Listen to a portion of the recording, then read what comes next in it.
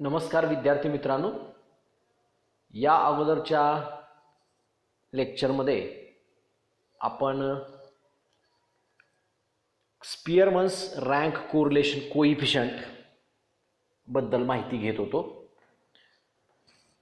ही माहिती घेत असताना स्पियरमन्स रँक कोरिलेशन कोइफिशियंट म्हणजे त्याची डेफिनेशन काय, त्यानंतर तो काढत असताना आपल्याला रँक्स असाइन करावे लागतात. ज्या दोन क्वालिटेटिव्ह कॅरेक्टरिस्टिक्समधला आपण कोरिलेशन कोइफिशियंट काढणार आहोत किंवा काढत असतो, त्या क्वालिटेटिव्ह डेटा किंवा क्वालिटेटिव्ह कॅरेक्टरिस्टिक्सच्या रँक्स आपल्याला असाइन कराव्या लागतात आणि मग त्यातलं स्पियरमनचा रँक कोरिलेशन कोइफिशियंट काढतो आपण.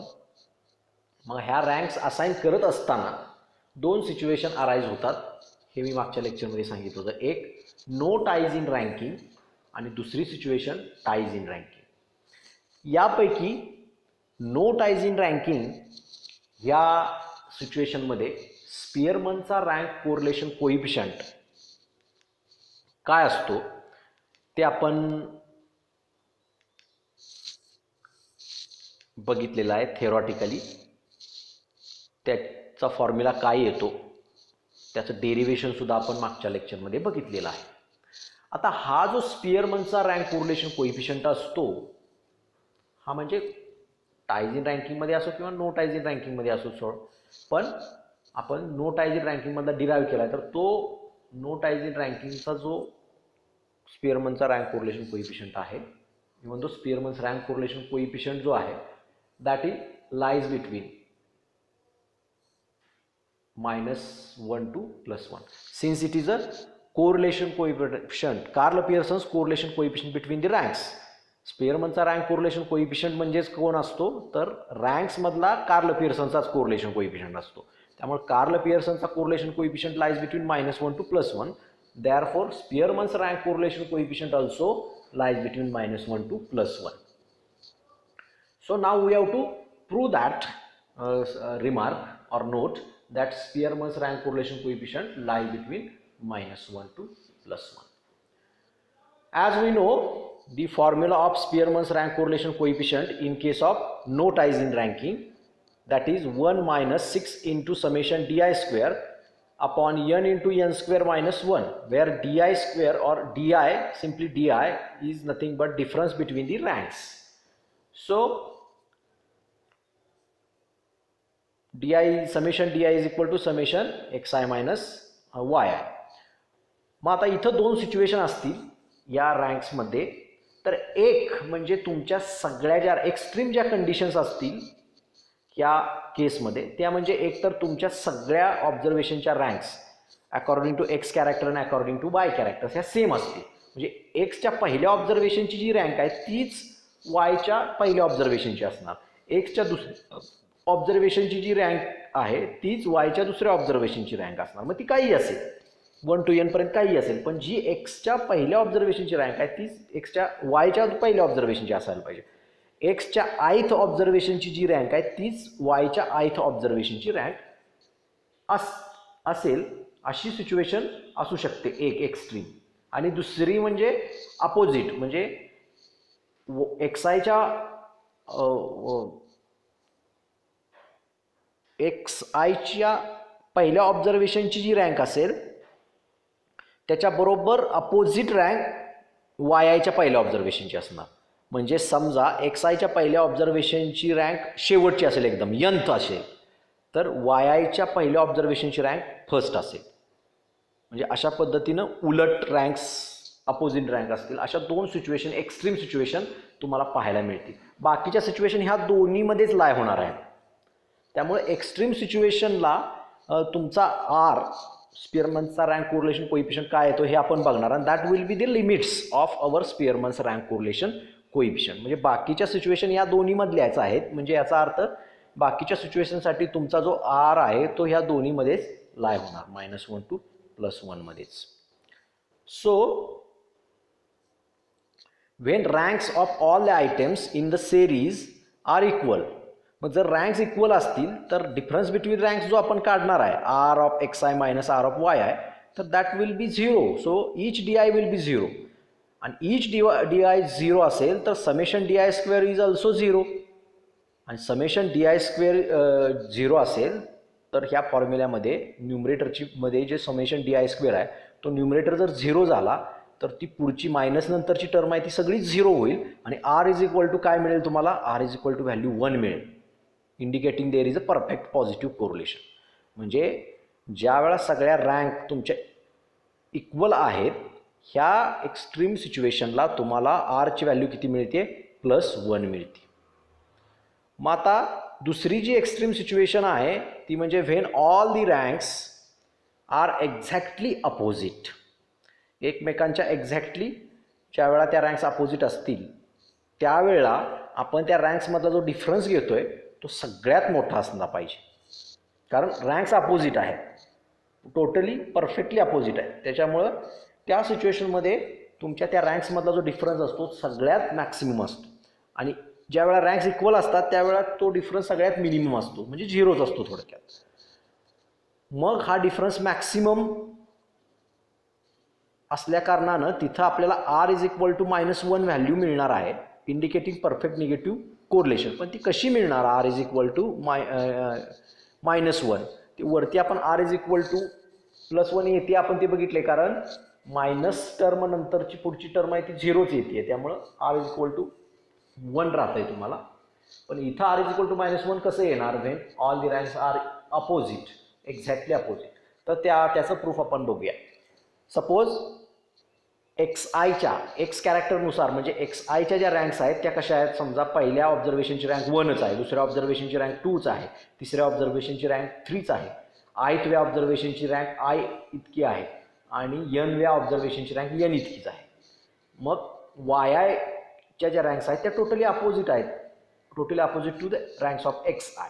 मग ह्या अपोजिट असतील तर 1 रँक ज्या एक्स आयच्या ऑब्झर्वेशनला आहे त्या वाय आयच्या ऑब्झर्वेशनला रँक अपोजिट येणार, म्हणजे एनथवी रँक येणार शेवटची. त्या पद्धतीनं ज्या एक्स आयच्या सेकंड ऑब्झर्वेशनला 2 जर रँक असेल तर वाय आयच्या सेकंड ऑब्झर्वेशनला सेकंड लास्ट रँक येणार, n-1 अशी येणार, खालून दुसरी, दॅट इज n-1. तसंच तिसऱ्या ऑब्झर्वेशनला n-2 रँक येणार अकॉर्डिंग टू वाय कॅरेक्टर, कारण टोटली अपोजिट रँक्स आहेत म्हणून.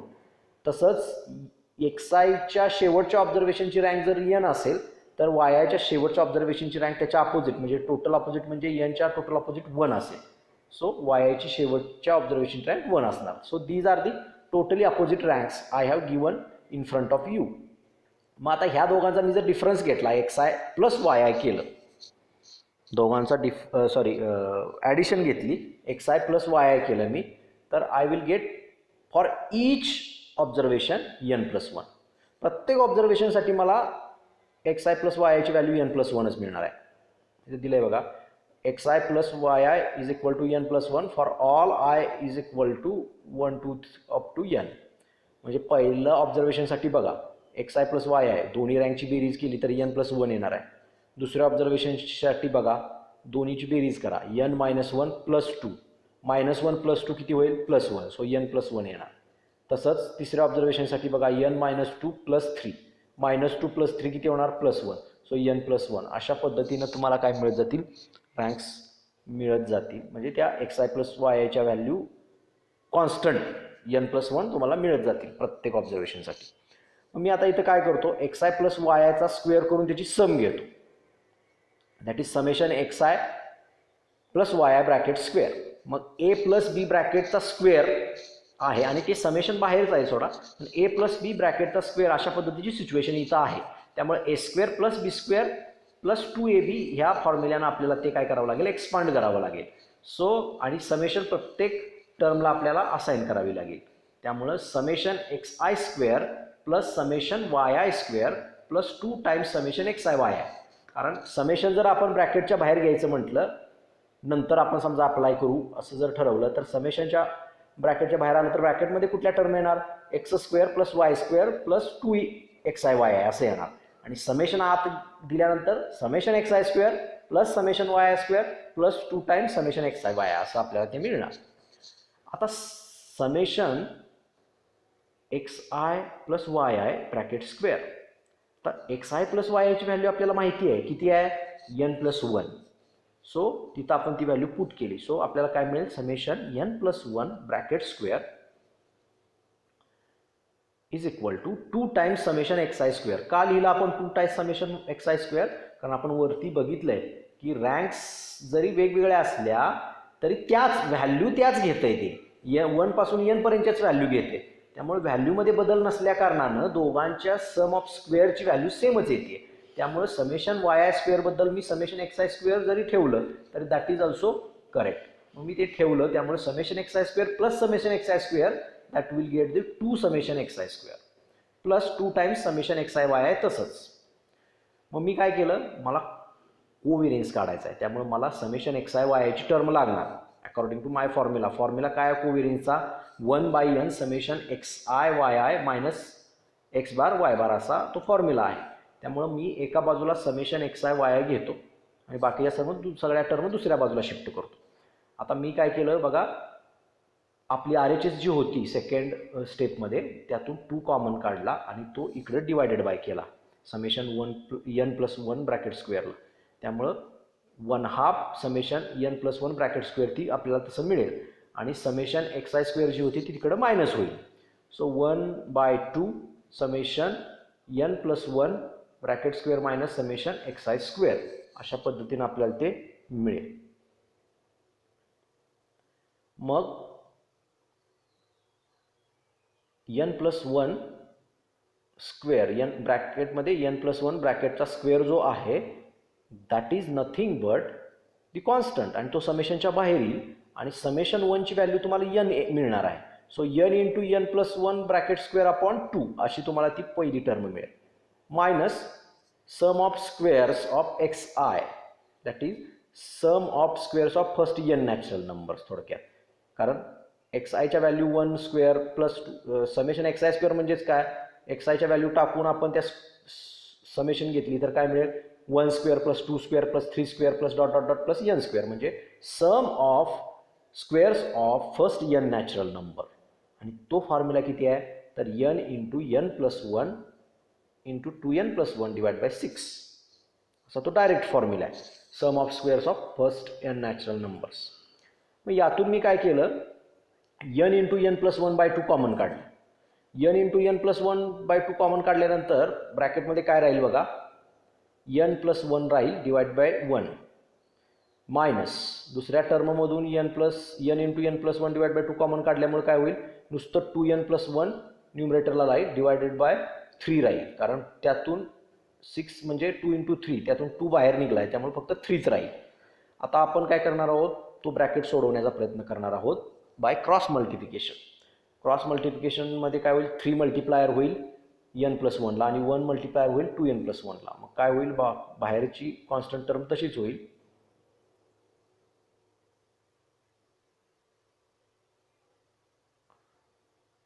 आणि त्याला ऑल्सो मल्टिप्लायर घेतला 1/n, परत 1/n घेतलेला आहे, 1/n summation X I Y आहे कारण आपल्याला परत कोव्हेरियन्स काढायचा आहे त्यामुळे 1/n मल्टिप्लायर तिथं घेतलेला आहे. 1/n मल्टिप्लायर घेतल्यामुळं इथं शेवटच्या टर्ममध्ये जो n होता न्यूमरेटरला तो कॅन्सल होईल आणि फक्त n plus one divide by 2 अशी ती कॉन्स्टंट टर्म ब्रॅकेटच्या बाहेर तुम्हाला मिळेल.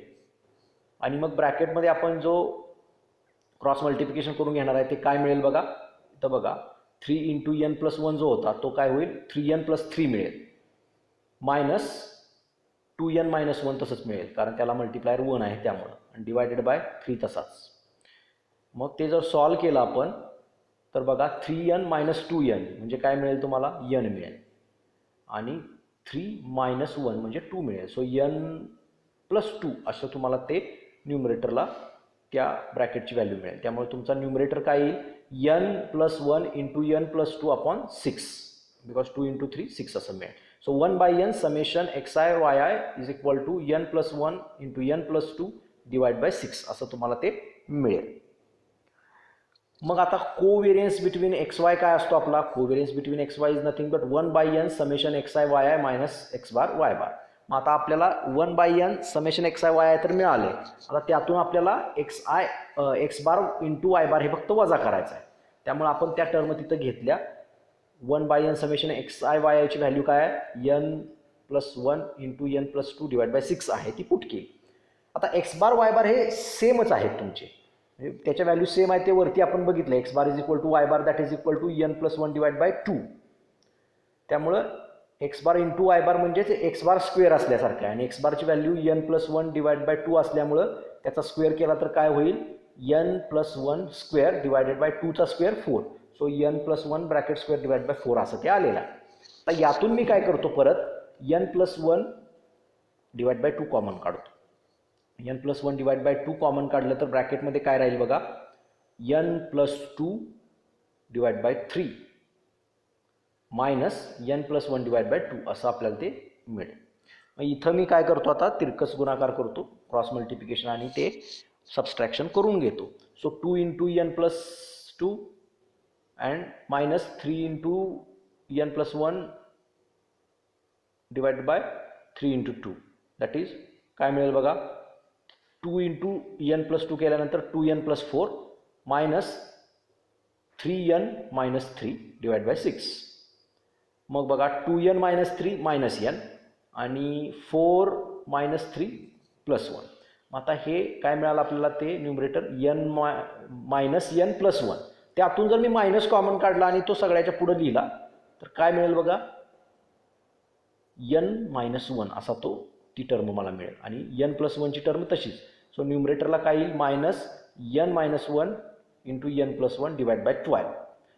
आता n-1 into n+1 divide by 12 किंवा न्यूमरेटर जो आहे n-1 इंटू n+1 म्हणजेच n²-1 त्याच्याबद्दल आपण लिहू शकतो. That is the expansion of n²-1.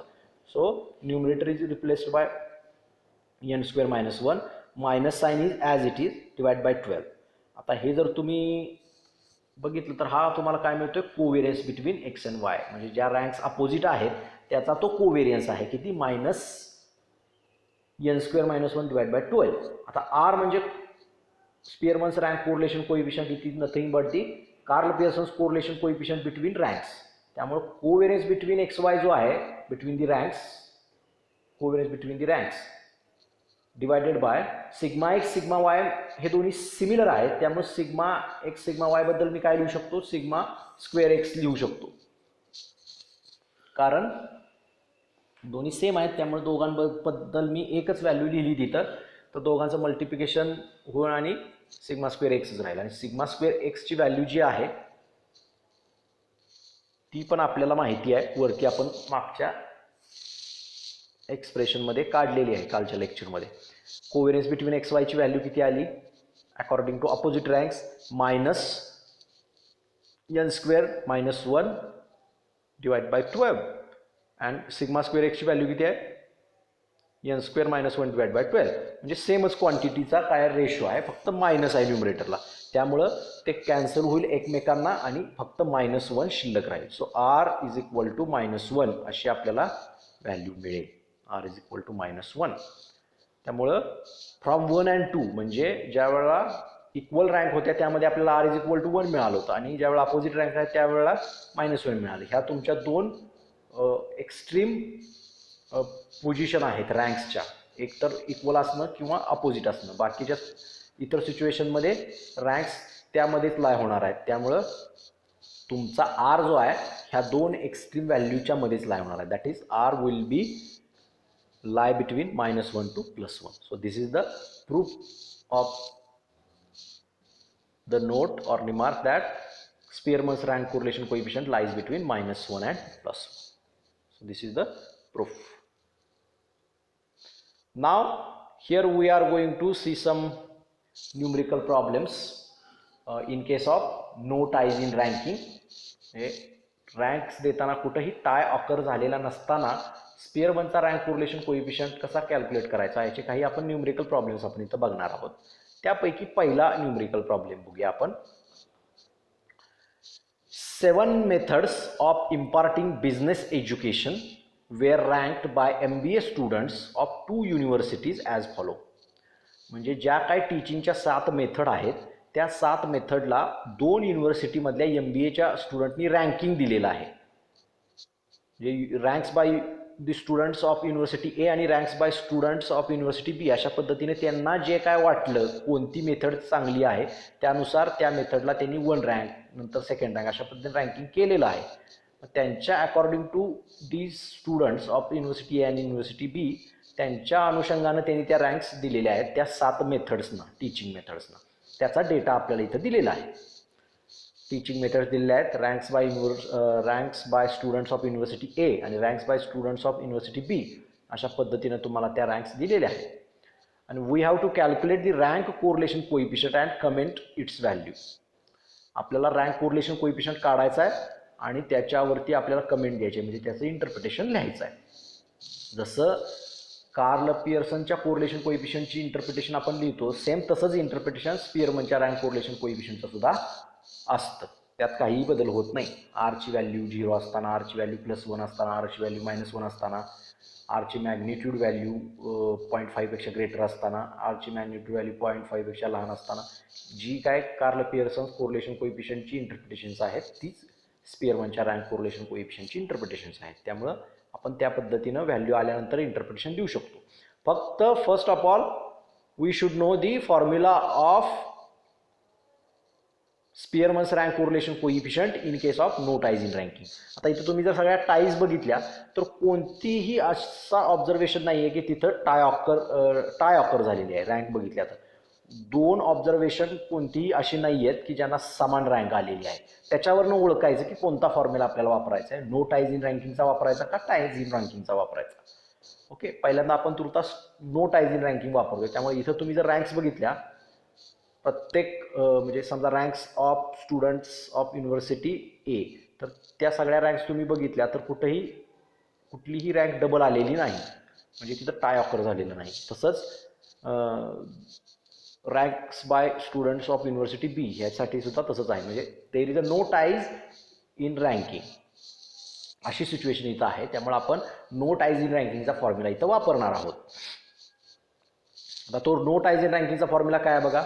We know the formula for the rank correlation coefficient in case of no ties in ranking, that is R, capital R is equal to 1 minus 6 into summation di square upon n into n square minus 1, where di is equal to difference between ranks, that is ranks of x minus ranks of y, and here n is equal to 7.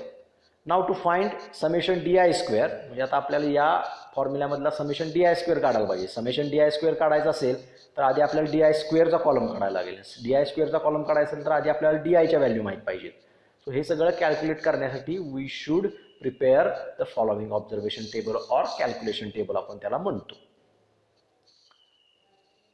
So methods of teaching, ranks by the students of university A, that is R of X आपण त्याला म्हणतोय. Rank by the students of university B, त्याला आपण R of Y म्हणतोय.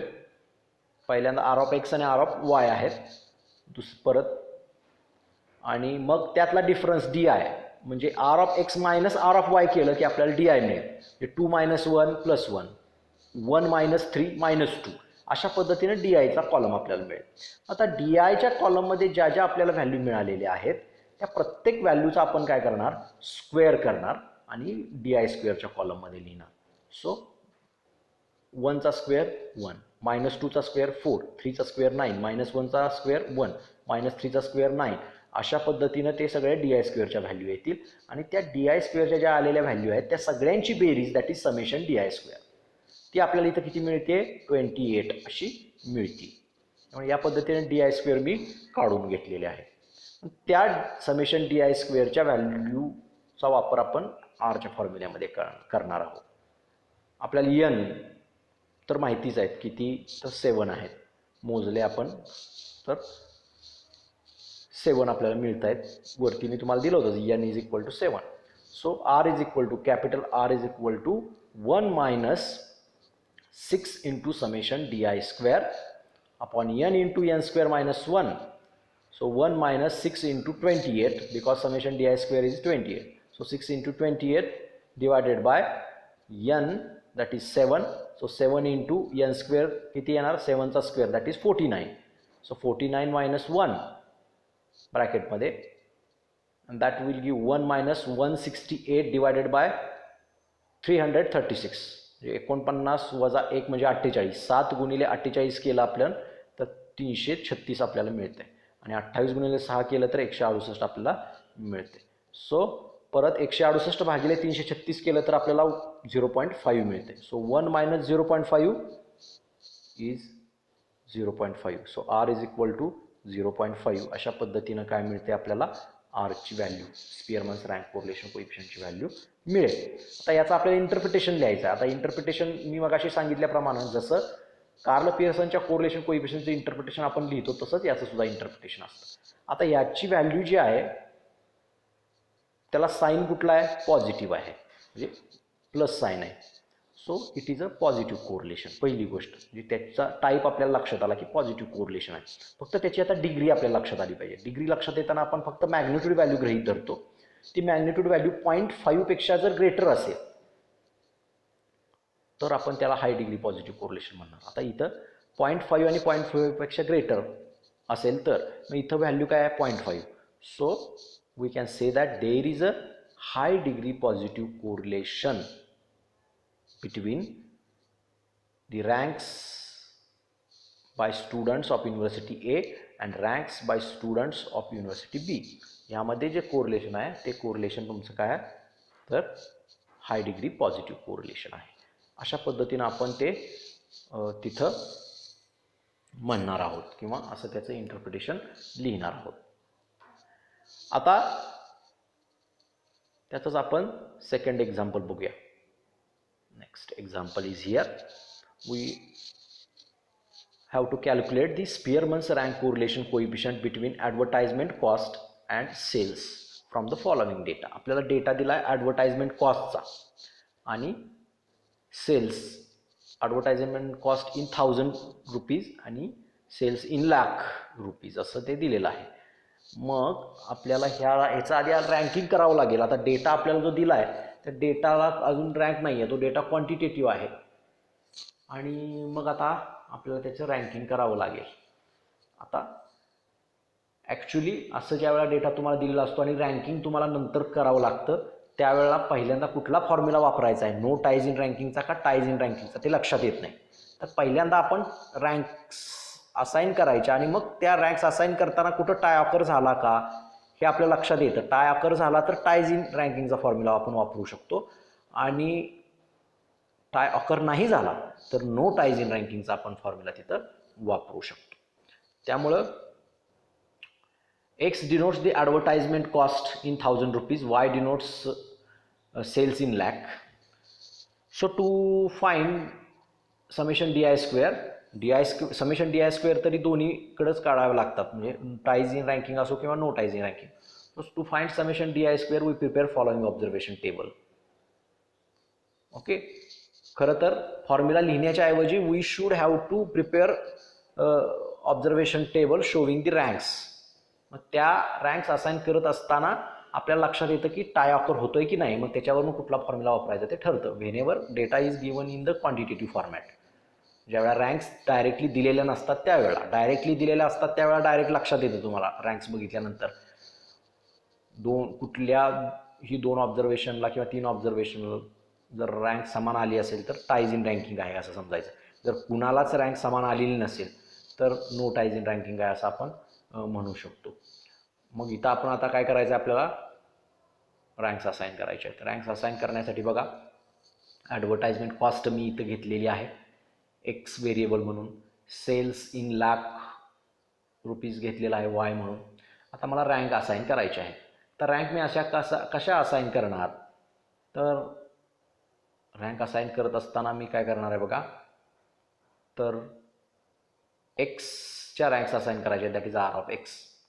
तर एक्सच्या ranks assign करत असताना मी काय करणार, तर एक्स सिरीजमध्ये सगळ्यात मोठं जे ऑब्झर्वेशन आहे त्याला पहिली रँक येणार. म्हणजे जसं आपल्या वर्गात ज्याला जास्त मार्क्स पडतात त्याची पर्सेंटेज जास्त असते त्याचा पहिला नंबर येतो. तसंच तुमच्या एक्स सिरीजमध्ये ज्या ऑब्झर्वेशनची व्हॅल्यू सगळ्यात जास्त असते त्याला रँक 1 येते. मग एक्स सिरीजमध्ये तुम्ही बघितलं तर सगळ्यात मोठं ऑब्झर्वेशन तुम्हाला लक्षात येईल 98 आहे. सो 98ला तुम्हाला रँक 1 मिळेल. त्यानंतर जे लहान ऑब्झर्वेशन आहे ते 90, त्यामुळे 90ला 2 ही रँक मिळेल. त्यानंतर नेक्स्ट जे ऑब्झर्वेशन आहे ते म्हणजे 82 आहे, त्यामुळं त्याला 3 ही रँक मिळेल. अशा पद्धतीने आपण रँक देत जायचं. शेवटचं ऑब्झर्वेशन जे असतं त्याला शेवटची रँक येते. म्हणजे नंबर ऑफ ऑब्झर्वेशन जेवढी आहेत, समजा 10 ऑब्झर्वेशन्स असतील तुमच्याकडं, तर शेवटच्या ऑब्झर्वेशनला तुमची 10 ही रँक येणार ज्यावेळा नो टाइज इन रँकिंग असेल त्यावेळेला. मग जसं एक्स सिरीजच्या रँक्स आपण असाइन केल्या, तशाच वाय सिरीजच्या रँक्स पण आपण काय करू शकतो, असाइन करू शकतो. सो आर ऑफ वाय सुद्धा आपण त्याच पद्धतीनं असाइन करणार. आता बघा, आर ऑफ वाय काढत असताना वाय सिरीज जी आहे त्यामध्ये मॅक्सिमम ऑब्झर्वेशन कोणतं आहे, हायेस्ट व्हॅल्यू असणारं, तर 91. त्यामुळे 91ला रँक किती येणार आहे, 1. त्यानंतर पुढचं जे ऑब्झर्वेशन आहे ते 86 आहे, तो 86ला रँक किती येणार आहे, 2. त्यानंतरचं लहान ऑब्झर्वेशन जे आहे ते 84 आहे, त्यामुळे 84ला रँक किती येणार, 3. त्यानंतरचं लहान ऑब्झर्वेशन जे आहे ते आहे 68, त्यामुळे 68ला 4th रँक येणार. त्यानंतरचं लहान ऑब्झर्वेशन जे आहे ते 62, त्यामुळे 62ला 5 रँक येणार. अशा पद्धतीने तुम्ही रँकिंग करत जाणार आणि शेवटचा जे ऑब्झर्वेशन असेल त्याला 10 म्हणजे नंबर ऑफ ऑब्झर्वेशन इतकी रँक येणार, लास्ट शेवटची रँक येणार. ज्या ऑब्झर्वेशनची व्हॅल्यू सगळ्यात लहान असेल त्या ऑब्झर्वेशनला सगळ्यात शेवटची रँक येणार.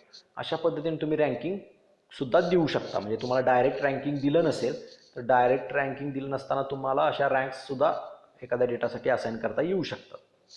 आता मग एकदा रँक असाइन झाल्या की मग आवर next task is we have to find the value of di. Di is nothing but r of x minus r of y, that is difference between the ranks of x and ranks of y. मग di काढणं सोपं आहे. 8 minus 10 that is minus 2, 6 minus 8 that is minus 2, 7 minus 7 0, 2 minus 2 0, 3 minus 5 minus 2. तुम्ही म्हणाल आता त्या दोन्ही rank same आल्यात 2 2, म्हणजे इथं टाय ऑकर झालाय का, तर असं नाही बघायचं. एकाच सिरीजमध्ये कुठं दोन ऑब्झर्वेशन अशी येत आहेत का की ज्यांची रँक आपल्याला समानच द्यायला लागते, आपल्याला समानच येते रँकची व्हॅल्यू एकाच सिरीजमध्ये, सिंगल सिरीजमध्ये. दोन सिरीजमध्ये नाही, दोन सिरीजमध्ये येऊ शकतात 2 2 अशी रँक येऊ शकते, पण सिंगल सिरीजमध्ये अशी येऊ शकणार नाही. म्हणजे एखादा ऑब्झर्वेशन 75 आहे तर 75 एक ऑब्झर्वेशन आहे आणि अजून एक 75 ऑब्झर्वेशन आहे, त्यामुळे रँक देताना तिथं टाय ऑकर झाला. कुणाला कुठली रँक द्यायची, दोघांनाही समान रँक तिथं द्यावी लागेल ना आपल्याला, म्हणजे तिथं टाय ऑकर झाला असं आपण म्हणणार आहे. पण अशी जर दोन सेपरेट सिरीजमध्ये समान रँक आल्या तर त्याला टाय ऑकर झाला असं म्हणायचं नाही. सो त्या सिच्युएशनमध्ये डी आयची व्हॅल्यू 0 असते.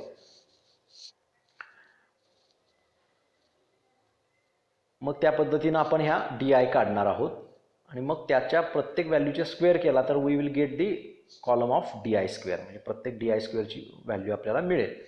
आणि मग त्याची sum, that is summation D I square, will be taken for our calculation purpose, और आपल्या कॅल्क्युलेशनसाठी ती व्हॅल्यू आपण घेणार आहोत.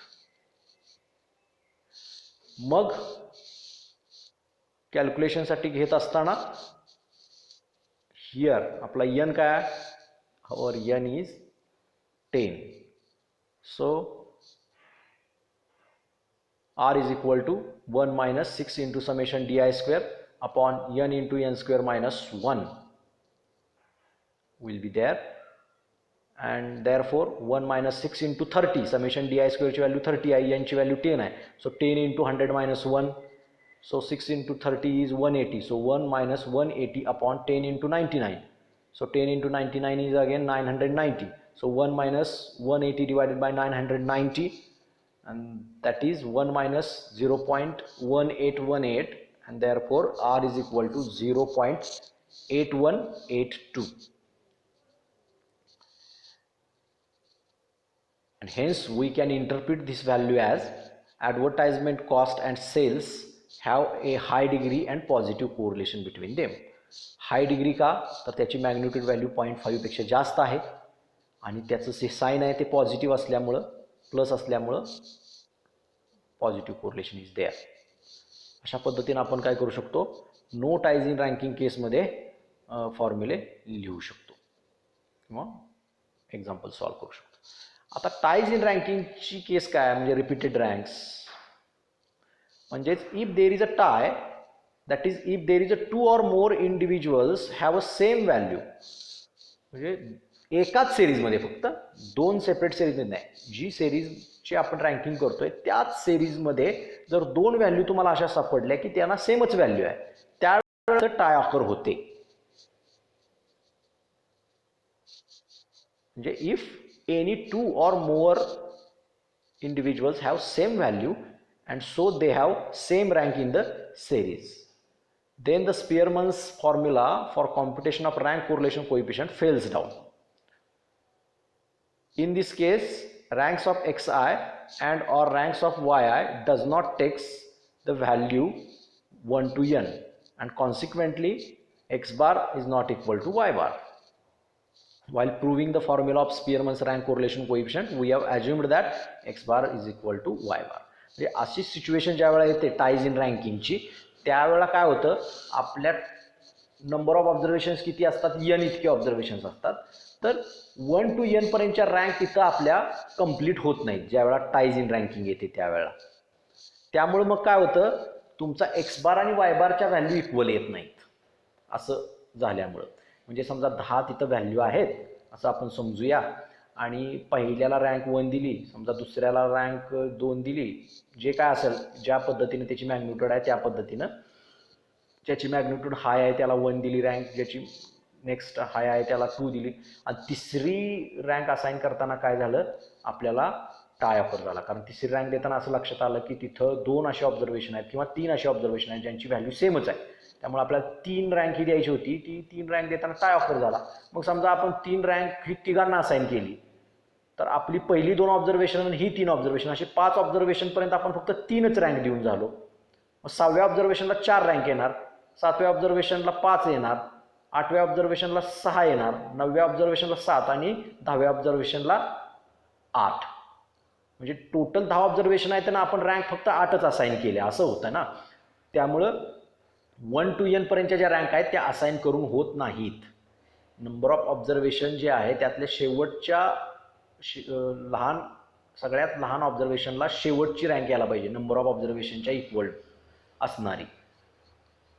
म्हणजे 10 ऑब्झर्वेशन असतील तर शेवटची ज्याची मॅग्निट्यूड व्हॅल्यू सगळ्यात लहान आहे त्याला 10 रँक यायला पाहिजे. 8 रँक आली तर मग काय होतं, जो एक्स बार आणि वाय बार जो आहे तो दोन्ही इक्वल येत नाहीत, असा तिथं कॉन्सिक्वेन्स तयार होतो. कारण आपण फॉर्म्युला प्रूव्ह करताना X bar is equal to Y bar असं ॲझ्युम केलेलं असतं, त्यामुळे त्या ॲझम्पशनला कुठेतरी तडा जातो. त्यामुळं काय होतं, ते X bar is equal to Y bar आपलं इक्वल येण्यासाठी मग आपण तिथं काय करतो, कॉमन रँक्स असाइन करतो. So in this case common ranks are given to the repeated items. Common rank कशा द्यायच्या, तर समजा तुम्ही 4 रँक देताना पहिली रँक दिली सगळ्यात मोठ्या ऑब्झर्वेशनला, नेक्स्ट ऑब्झर्वेशनला 2 रँक दिली, नेक्स्ट ऑब्झर्वेशनला 3 रँक दिली, आणि चौथी रँक तुम्हाला देताना जर समजा टाय ऑकर झाला, आणि चौथी रँक देताना टाय ऑकर झाला, तर तुम्ही समजा तिथं चौथी रँक देताना 3 असे ऑब्झर्वेशन आहेत की समान त्यांची व्हॅल्यू आहे. म्हणजे चौथी रँक देताना तिथं 3 ऑब्झर्वेशन तुम्हाला अशी आढळली की त्यांची समान व्हॅल्यू आहे. मग आता काय करायचं, समजा ती 3 ऑब्झर्वेशन वेगवेगळी असती एकमेकांपासून थोड्या फरकानं, तर आपण कुठल्या रँक दिल्या असत्या असं आपण मनात म्हणायचं की कुठल्या रँक दिल्या असत्या, हे तिन्ही ऑब्झर्वेशन जी आता इक्वल आहेत ती ऑब्झर्वेशन जर समजा एकमेकांपासून थोड्या फरकानं जरा वेगळी असती तर आपण कुठल्या रँक दिल्या असत्या त्या तिघांना, 4, 5 आणि 6 अशा रँक दिल्या असत्या, कारण 3 ऑब्झर्वेशन आहेत त्यामुळे. मग त्या 4, 5 आणि 6 ह्या 3 रँक कन्सिडर करायच्या, विचारात घ्यायच्या आणि त्यांचा ॲव्हरेज काढायचा. 4, 5, 6चा ॲव्हरेज कसा काढणार आपण, 4 अधिक 5 अधिक 6 भागिले 3, कारण तिथे 3 ऑब्झर्वेशन आहेत म्हणून. 4 अधिक 5 अधिक 6 भागिले 3 केलं आपल्याला, तर 5 आणि 4 आणि 5 9 होणार, 9 आणि 6 15, 15 भागिले 3 किती येणार, 5. सो 5 हे त्याचा ॲव्हरेज मिळणार, आणि ती ॲव्हरेज रँक जी आहे कॉमन रँक ती तिन्ही ऑब्झर्वेशनला देऊन टाकायची. म्हणजे ती जी समान ऑब्झर्वेशन आहेत त्यांना तिन्ही ती रँक देऊन टाकणार, 5, 5, 5, आणि पुढचं जे नेक्स्ट ऑब्झर्वेशन असेल नेक्स्ट लहान त्याला 6 आपण रँक मिळणार. म्हणजे 6वी रँक देताना आपण अगोदर 5 ऑब्झर्वेशन कन्सिडर केले आहेत आणि पुढचं 6व्या ऑब्झर्वेशनला मग 6 रँक येते. अशा पद्धतीने जे शेवटचं ऑब्झर्वेशन जे असेल त्याला बरोबर शेवटची रँक म्हणजे 10वी रँक येईल इन जनरल आपण गृहीत धरलं तर. यंतवी रँक येईल थोडक्यात. शेवटचं ऑब्झर्वेशन जे यंतव ऑब्झर्वेशन आहे सगळ्यात लहान त्याला यंतवी रँक येईल. जेवढे नंबर ऑफ ऑब्झर्वेशन आहेत आपल्या डेटामध्ये तेवढी रँक. म्हणजेच this common rank is the average of the ranks which these items would have assumed if they were slightly different from each other, and the next item will be get the rank next to the ranks already assumed. Suppose that for example, suppose an item is repeated twice at rank 4. इथं दुसरं example दिलंय. समजा 4 rank देत असताना ते observation 2दा वेळेला आले असं गृहीत धरलं आपण किंवा आलंय समजा. Then the common rank to be assigned to each item, म्हणजे दोघांनाही कॉमन रँक द्यायची. आपल्याला कुठली कॉमन रँक द्यायची तर ते दोघं वेगळे असताना आपण कुठल्या रँक दिल्या असत्या 4 आणि 5 अशा रँक दिल्या असत्या. तर त्या 4 आणि 5चा ॲव्हरेज जो असतो मीन जो असतो तो कॉमन रँक म्हणून दोन्ही ऑब्झर्वेशन द्यायचे. म्हणजे 4 अधिक 5 भागिले 2 म्हणजे 4.5. तर 4.5 will be assigned each of these 2 item which is the average of 4 and 5. And the ranks which these observation would have been assumed if they were different. Then the next item will be assigned rank 6. म्हणजे पुढच्या ऑब्झर्वेशनला rank देताना काय करायचं आपण अगोदरच्या ऑब्झर्वेशनला rank देताना 4 आणि 5 ही rank consider करून ॲव्हरेज रँक काढली होती. त्यामुळे 4 आणि 5 आता विचारात घ्यायचं नाही. 6 नेक्स्ट रँक जी आहे ती 6 विचारात घ्यायची आणि ती पुढच्या जे काय नेक्स्ट लहान ऑब्झर्वेशन असेल त्याला आपण ती रँक असाइन करायची. अशा पद्धतीने त्याला म्हणायचं कॉमन रँक आपण असाइन केलेली आहे. However, this will affect the variances of ranks of x and ranks of y and covariance, but in general correction for ties applied to covariance term only and ignored in variances. आता ह्याच्यामुळे काय होतं कोव्हेरियन्स वरती त्याचा परिणाम होतो common ranks आपण assign केल्यामुळं. पण हे जे म्हणजे थोडक्यात त्याचा परिणाम जो आहे तो फक्त काढून टाकण्यासाठी किंवा तो नलिफाय करण्यासाठी आपण ते करेक्शन जे फक्त कोव्हेरियन्स टर्ममध्ये ॲड करतो आणि व्हेरियन्सेसमधलं ते इग्नोर आपण करत असतो. कोव्हेरियन्सेस टर्ममधलं फक्त ते करेक्शन असतं इरर आल्यामुळे ते फक्त कोव्हेरियन्स टर्ममध्ये आपण ॲड करतो. आणि ते ॲड कसं करतो with this view in mind, the factor summation di square in the Spearman's formula needs to be corrected by adding quantity m into m square minus 1 divided by 12 to the summation di square. म्हणजे ते तुमच्या कोव्हेरियन्सच्या टर्ममध्ये ते correction आपण add करतो. ते correction काय तर m into m square minus 1 for each tie. प्रत्येक ठिकाणी जिथं जिथं टाय अकर झाला आहे ज्या ज्या सिरीजमध्ये त्या सिरीजसाठी आपण ते करेक्शन ॲड करायचं असतं. म्हणजे समजा एक्स सिरीजमध्ये 2 ठिकाणी टाय अकर झाला तर त्या प्रत्येक ठिकाणच्या टर्मसाठी काय होणार m into m square minus 1 divided by 12 हे करेक्शन 2 ठिकाणी ॲड होणार. तसंच वाय सिरीजमध्ये समजा एका ठिकाणी टाय अकर झाला तर फक्त वाय सिरीजमध्ये एका ठिकाणचं करेक्शन ॲड होणार. ओके, लक्षात आलं. मग त्यातला यम म्हणजे काय असतो यम म्हणजे number of times the item is repeated. म्हणजे ज्या ठिकाणी आपला टाय अकर झालाय ते ऑब्झर्वेशन तुमच्या डेटामध्ये किती वेळेला आले त्याचा नंबर म्हणजे तुमचा यम असतो. असं ते म्हणजे आता इथं वरच्या एक्झाम्पलमध्ये काय झालं 4 आणि 5 तर ते ऑब्झर्वेशन 2 वेळा तुमच्या डेटामध्ये आलं होतं. त्याचा अर्थ यमची व्हॅल्यू तिथं 2 आली. असं म्हणजे ज्या ठिकाणी तुम्हाला टाय अकर झालेला आहे ते ऑब्झर्वेशन डेटामध्ये किती वेळेला आलेला आहे that is nothing but the value of m. So this adjustment in the Spearman's formula usually gives fairly good result. Hence Spearman's rank correlation coefficient is R is equal to correction add केल्यानंतर formula काय होतोय R is equal to 1 minus 6 into summation di square 6 into bracket summation di square plus tx plus ty divided by n into n square minus 1.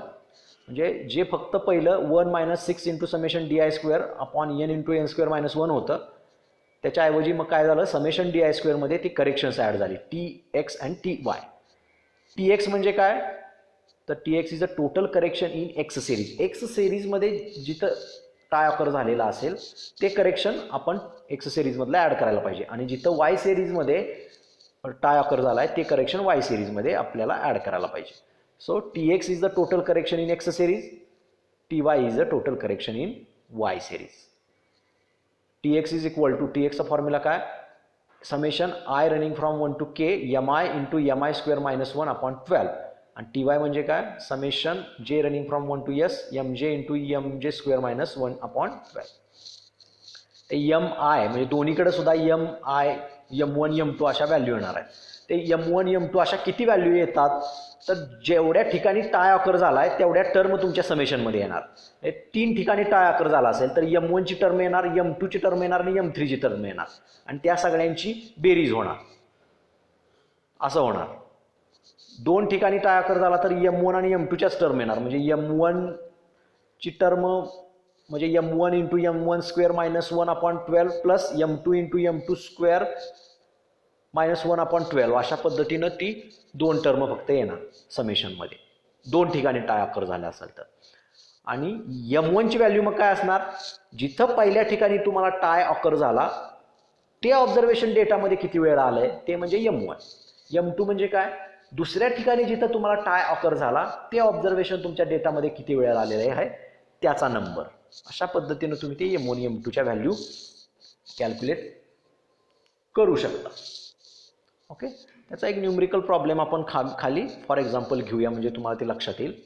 इथं बघा, calculate Spearman's rank correlation coefficient for the following data. Data आपल्याला दिलेला आहे, आपल्याला data दिलेला असताना लक्षात येत नाही आहे की इथं टाईज इन रँकिंग येणार आहे का नो टाईज इन रँकिंग येणार. त्यामुळे पहिल्यांदा आपण काय करू, to solve the problem we prepare following observation table or calculation table. आपल्याला काय करावं लागेल, हा प्रॉब्लेम सॉल्व करण्यासाठी आधी कॅल्क्युलेशन टेबल प्रिपेअर करावं लागेल. त्याच्यावरून आपल्याला लक्षात येईल की टाय ऑकर झाली तर टाईज इन रँकिंगचा कॅल्क्युलेशन्स आरचा फॉर्म्युला वापरायचा आहे, आणि नाही ऑकर झाली टाय कुठंच दोन्ही सिरीजमध्ये तर नो टाईज इन रँकिंगचा फॉर्म्युला आपल्याला वापरावा लागेल. आपण पहिल्यांदा रँक्स असाइन तर करून बघूया. एक्सच्या व्हॅल्यू ज्या दिलेल्या आहेत प्रॉब्लेममध्ये त्या लिहून घेतल्या एक्सच्या कॉलममध्ये, वायच्या व्हॅल्यू ज्या दिलेल्या आहेत त्या वायच्या कॉलममध्ये आपण लिहून घेतल्या. आता आर ऑफ एक्स आपल्याला द्यायची आहे. तर आर ऑफ एक्स देत असताना एक्स सिरीजमध्ये सगळ्यात मॅक्सिमम व्हॅल्यू किती आहे तर 80 आहे, त्यामुळे त्याला 80ला मी किती रँक दिला, 1 असा रँक दिला. त्यानंतरची व्हॅल्यू किती आहे, 80 नंतरची 75 आहे, पण 75 किती ठिकाणी आलंय, 2 ठिकाणी आलंय, बरोबर. म्हणजे याचा अर्थ आपल्याला रँक किती द्यायची आहे, 2 द्यायची आहे, पण 2 रँक देत असताना टाय ऑकर झालेला आहे. आता तो टाय ब्रेक कसा करायचा किंवा कॉमन रँक कशी द्यायची. आता 2 ऑब्झर्वेशन आलेली आहेत समान 2 रँक देण्यासाठी. तर समजा ती दोन ऑब्झर्वेशन एकमेकांपासून थोडीशी वेगळी असती तर आपण कुठल्या रँक दिल्या असत्या, 2 आणि 3 ह्या रँक देऊ शकलो असतो आपण, बरोबर. मग त्या 2 आणि 3 ह्या रँक कन्सिडर करायच्या आणि त्यांचा मीन काढायचा. दॅट इज त्याचा मीन आपण जो काढणार 2 आणि 3चा, so 2 + 3 divided by 2. 2 + 3 divide by 2 म्हणजे किती ना, 2 + 3 5, 5 डिवाइड बाय 2 म्हणजे 2.5. तर ती 2.5 जी कॉमन रँक आहे ती दोन्ही ऑब्झर्वेशनला असाइन करायची.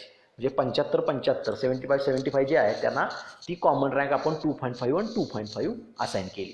आता ती 2.5 रँक काढण्यासाठी आपण कुठल्या रँकची मीन काढलाय, 2 आणि 3चा, म्हणजे 2 आणि 3 या रँक आपण ऑलरेडी कन्सिडर केलेल्या आहेत. त्यामुळे नेक्स्ट जी रँक आहे 4 ती पुढच्या ऑब्झर्वेशनला द्यायची. मग 75 नंतरचं लहान ऑब्झर्वेशन कुठलं आहे, 68 आहे. त्यामुळे 68ला किती रँक असाइन होणार, 4. अशा पद्धतीनं पुढच्या ऑब्झर्वेशनला ती रँक असाइन होणार. मग 68 नंतर पुढचं लहान ऑब्झर्वेशन कुठलं आहे, 64 आहे. 68 नंतर 64 आहे. तो 64 परत 3 ठिकाणी आलंय, म्हणजे 3 ठिकाणी टाय ऑकर होतोय थोडक्यात. म्हणजे 3 ठिकाणी म्हणण्यापेक्षा 64च्या ठिकाणी आपल्याला टाय ऑकर होतोय. 64 हे ऑब्झर्वेशन किती वेळेला आले डेटामध्ये तर 3 वेळेला आले. मग आता आपल्याला रँक कुठली द्यायची होती, 4 नंतरची 5 रँक द्यायची होती. तर 5 रँकला काय झालं, तिथं टाय ऑकर झाला, 3 ऑब्झर्वेशन एकसारखी आली. तर मग आपण कुठल्या रँक देणार त्याला, तर समजा ते तिन्ही ऑब्झर्वेशन एकमेकांपासून वेगळे असते जराशे, तर आपण कुठल्या रँक दिल्या असत्या, 5, 6 आणि 7. तर 5, 6 आणि 7चा मीन काढायचा. 5, 6 आणि 7चा मीन कसा काढणार, 5 + 6 + 7 डिवाइड बाय 3. मग हे कॅल्क्युलेट केलं तर आपल्याला काय होईल 5 + 6 म्हणजे 11, 11 + 7 म्हणजे 18, 18 डिवाइड बाय 3 इज 6. म्हणजे 6 ही कॉमन रँक आपल्याला तिन्ही ऑब्झर्वेशनला असाइन करावी लागेल. म्हणजे 64, 64, 64 ही जे ऑब्झर्वेशन आहेत त्यांना आपण 6, 6, 6 अशी कॉमन रँक असाइन करणार. आणि त्याच्या पुढचं नेक्स्ट जे ऑब्झर्वेशन आहे लहान, त्याला कुठली रँक देणार, तर 6 रँक काढण्यासाठी, 6 ही कॉमन रँक काढण्यासाठी कुठल्या रँक गृहीत धरल्या होत्या, 5, 6 आणि 7. तर 7 नंतरची पुढची जी रँक आहे 8 ही रँक आपण पुढच्या ऑब्झर्वेशनसाठी कन्सिडर करणार. म्हणजे 64 नंतरचं लहान ऑब्झर्वेशन कुठलं आहे, 55. तर 55ला 8 ही रँक येणार. 55 नंतर कुठलं ऑब्झर्वेशन येतं आहे, 50. तर 50ला 9 रँक येईल. आणि सगळ्यात लहान ऑब्झर्वेशन कुठला आहे, 40. तर 40ला 10 अशी रँक येईल. म्हणजे तुमचे नंबर ऑफ ऑब्झर्वेशन्स किती आहेत, 10. Number of observation is equal to the rank of last observation अशी यायला पाहिजे. नाहीतर X bar is equal to Y bar येणार नाही. अशा पद्धतीने एक्स सिरीजमधल्या आपण रँक दिल्या, तशाच वाय सिरीजमधल्या आपण रँक देऊ शकतो. सगळ्यात मॅक्सिमम ऑब्झर्वेशन 81 आहे, त्याला 1 रँक. त्यानंतर पुढचं ऑब्झर्वेशन 81 नंतर लहान कुठला आहे, आपल्याला 2 रँक असाइन करायचे, तर 70. तर त्याला 2 रँक येणार. त्यानंतर लहान 68 आहे, तर 68 तुमचं किती ठिकाणी आलं आहे, तर 2 ठिकाणी आलं आहे, बरोबर. त्यामुळं 68ला आपल्याला 3 ही रँक द्यायची होती, पण तिथं टाय ऑकर झाला. मग 68 जर समजा एकमेकांपासून वेगळे असते जराशे, तर आपण कुठल्या रँक दिल्या असत्या, 3 आणि 4. त्यामुळे 3 आणि 4चा आपण मीन काढायचा. 3 आणि 4चा मीन किती येईल, 3 + 4 that is 7. 7 divide by 2 is 3.5. So 3.5, 3.5 अशा त्याला आपण कॉमन रँक असाइन करणार. मग आता ह्या कॉमन रँक असाइन करताना आपण कुठल्या रँक गृहीत धरल्या होत्या, 3 आणि 4. त्यामुळे 4 नंतरची पुढची रँक जी आहे 5 ती पुढच्या लहान ऑब्झर्वेशनला येणार. तर 62ला आपली 5 ही रँक आली. त्यानंतर लहान ऑब्झर्वेशन कुठला आहे, 60. 60ला 6 रँक आली. त्यानंतर लहान ऑब्झर्वेशन कुठला आहे, 58. 58ला 7 ही रँक आली. त्यानंतरचं लहान ऑब्झर्वेशन कुठला आहे, 50. 50ला 8 रँक आली. त्यानंतरचं लहान ऑब्झर्वेशन कुठला आहे, 48. 48ला 9 रँक असाइन झाली. त्यानंतरचं लहान ऑब्झर्वेशन कुठला आहे, 45. 45ला 10 ही रँक असाइन झाली. अशा पद्धतीनं आपण रँक ऑफ वाय काढल्या. तर एकदा रँक ऑफ वाय आणि एक्स आणि रँक ऑफ वाय काढल्या, आता रँक ऑफ एक्स काढताना आणि रँक ऑफ वाय काढताना तुम्हाला लक्षात आलं की टाय ऑकर झालेला आहे. त्यामुळं टाईज इन रँकिंगचा आपल्याला फॉर्म्युला वापरला पाहिजे निश्चितपणानं. मग आता इथं आपल्याला आर ऑफ एक्स आणि आर ऑफ वाय आहेत, तर मग त्याच्यावरून आपण काय करू शकतो, डी आय काढू शकतो. R of X minus R of Y. त्यामुळे डी आयच्या व्हॅल्यू मी तिथं काढलेल्या आहेत. 4 - 5 दॅट इज -1, 6 - 7 दॅट इज -1. अशा पद्धतीने तुम्हाला डी आयच्या व्हॅल्यू मिळाल्या आणि त्याचे स्क्वेअर्स तुम्ही कॅल्क्युलेट केले, डी आय स्क्वेअर. ते तुम्हाला त्या पद्धतीनं स्क्वेअर मिळाले आणि समेशन डी आय स्क्वेअरची व्हॅल्यू जी मिळाली तुम्हाला 72 मिळाली सगळ्या डी आय स्क्वेअरची बेरीज घेतल्यानंतर. आता here tied case is here and n is equal to 10. So we use the formula of Spearman's rank correlation coefficient in case of ties in ranking. So that formula is R is equal to 1 minus 6 into bracket summation di square plus tx plus ty divided by n into n square minus 1. So tx is total correction in x series. Here k is equal to 2 because at 2 places tie occur, 2 ठिकाणी tie occur झालेली आहे. त्यामुळे M1 आणि M2 असं 2 ह्याच्या term तुमच्या त्या समेशनमध्ये येणार आहे. दॅट इज ॲट ऑब्झर्वेशन 64 आणि 75. 75ला पहिल्यांदा आपल्याला टाय ऑकर झालेली दिसली, त्यानंतर 64ला टाय ऑकर झालेली झाली. ओके, आता हे तुम्ही उलटं करून घेऊ शकता किंवा तसं जरी घेतलं तरी चालेल. ॲक्च्युली आपल्याला पहिल्यांदा 75च्या ठिकाणी टाय ऑकर झालेली आहे, त्यामुळे त्याला आपण M1 म्हणणार आहोत. ते 75 ऑब्झर्वेशन हे तुमच्या डेटामध्ये किती वेळेला आलेलं आहे त्याचा आकडा म्हणजे तुमचा M1 असेल. आता इथं रिव्हर्स झालं आहे ते M1 आणि M2ची व्हॅल्यू. तर M2 आहे ते म्हणजे तुमचा M1 म्हणून कन्सिडर करा. फक्त समेशनमध्ये कोणताही फरक नाही पडणार तुमच्या, फक्त आकडा तुमचा बदलेल एवढाच होईल. M1ची व्हॅल्यू M2ला येईल आणि M2ची व्हॅल्यू M1ला येईल. ॲक्च्युली तुमचा M2 जो आहे तो म्हणजे M1 असेल, कारण पहिल्यांदा आपल्याला 75च्या ठिकाणीच टाय ऑकर झालेली दिसलेली आहे. म्हणजे 75 हे ऑब्झर्वेशन तुमच्या डेटामध्ये किती वेळेला आलेलं आहे त्याचा नंबर म्हणजे तुमचा M1. So number of times the observation 75 is repeated in X series that is 2. 2 वेळा आलेलं आहे म्हणून M1ची व्हॅल्यू 2 आणि M2ची value number of times the observation repeated in X series X where first tie is occurred, that is number of times your observation 64 is repeated in the data, because दुसऱ्या ठिकाणी 75 नंतर आपल्याला नेक्स्ट कुठं tie occur झाला 64ला, त्यामुळे 64 हे observation तुमच्या डेटामध्ये किती वेळ आले तर 3 वेळेला, त्यामुळे M2 ची व्हॅल्यू तुमची 3 येईल. इथं M1 आणि M2 खालीवर झालंय, जिथं M1 आहे तिथे M2 म्हणा आणि M2 आहे तिथे M1 असं म्हटलं तरी चालेल. आणि मग TXचा फॉर्म्युला असा येणार बघा, TX M1 into M1 square minus 1/12 plus M2 into M2 square minus 1/12. फक्त त्या M1 आणि M2च्या व्हॅल्यू तिथल्या तिथं पुट करा. मी M1च्या ठिकाणी M2ची व्हॅल्यू पुट केली आणि M2च्या ठिकाणी M1ची व्हॅल्यू पुट केली. TXची व्हॅल्यू फायनल सेमच येणार आहे, फक्त तुम्हाला लक्षात असू द्या की पहिल्या ठिकाणी आपल्याला जिथं टाय ऑकर झाला आहे ते म्हणजे M1, ते ऑब्झर्वेशन डेटामध्ये किती वेळा आले ते म्हणजे M1ची व्हॅल्यू. आपल्याला 75च्या ठिकाणी पहिल्यांदा टाय ऑकर झाला म्हणून M1ची व्हॅल्यू म्हणजे 75 हे ऑब्झर्वेशन तुमच्या डेटामध्ये किती वेळा आले त्याचा आकडा म्हणजे M1 असतो. सो दॅट तो नंबर 2 आहे म्हणून M1ची व्हॅल्यू 2 असली पाहिजे तिथं, पण इथं जरा थोडंसं मिसप्लेस झालं आहे ते. पण फायनल व्हॅल्यू TX जी येणार आहे ती सेमच येणार आहे 2.5, कारण A प्लस B केलं काय आणि B प्लस A केलं काय ते सेमच येते. अशा पद्धतीनं M1च्या व्हॅल्यू आणि M2च्या व्हॅल्यू तिथे पुट करून TX व्हॅल्यू मिळेल, तसंच TYची व्हॅल्यू मिळेल. आता इथं काय झालंय, TYच्या सिरीज वायच्या सिरीजमध्ये फक्त एकाच ठिकाणी टाय ऑकर झाला आहे 68च्या ठिकाणी, त्यामुळं फक्त M1चीच टर्म तुमच्या TYच्या फॉर्म्युल्यामध्ये येईल.